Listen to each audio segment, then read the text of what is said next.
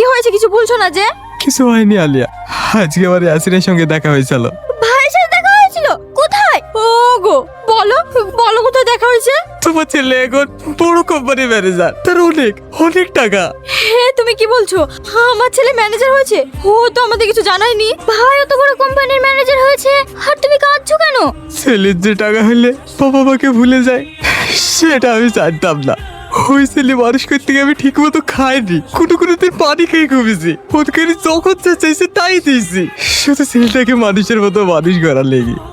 আর আজ সেই ছেলে আমাকে আব্বা, কি হলো তোমার? বলো আমাকে, বলো। ইয়াসিন আমার গালে চড় মেরেছে, আর বলেছে আমার গা নাকি দুর্গন্ধ। আব্বা, আমি আর হাত ভেঙে গুড়িয়ে দেবো। দাঁড়া মা, ও যে মানুষের মতো মানুষ হয়েছে এতে আমি অনেক খুশি। ও যে আমাকে চড় মেরেছে এতে আমার একটুও কষ্ট হয়নি। তোমার হয়নি, কিন্তু আমার হয়েছে। আমি এক্ষুনি যাবো। মাহি,